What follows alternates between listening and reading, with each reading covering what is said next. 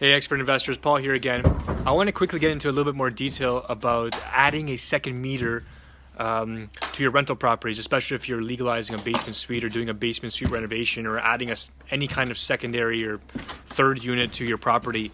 Believe it or not, this is the original hydro panel in my property. They removed a lot of the wires and it will be decommissioned, but because this is where the original power comes in, we have to leave it as a disconnect.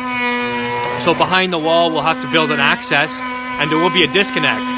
So, and sorry for screaming because of the noise, but this is going to be the new panel for the basement. And you can see all the wires are coming in here nicely and cleaned up. And there's going to be an electrical ESA inspection tomorrow to pass this. And then we'll start insulating and closing up all the walls. But, you know, it cost me an extra, I would say $6,000 to have this second meter. But boy, am I glad I spent the money, because now I can separate the utilities for both units much easier. And even if I didn't want to charge rent plus all utilities, and if I just wanted to do rent plus hydro, I can do that much easier now. Excuse me.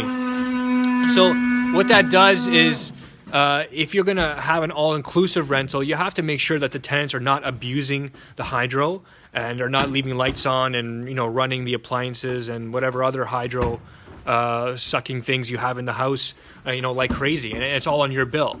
You know, there are ways in the lease to mitigate that by having a cap on utilities, but this is by far the cleanest way.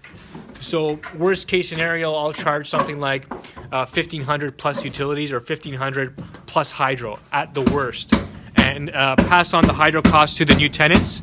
And if they want to abuse it, I mean, I would suggest to them that they don't, but if they do, then, you know, the bill's on them. And the bill goes in their name. I don't have to see it. I don't have to deal with it. And I just think it's the cleanest, most efficient way to do it.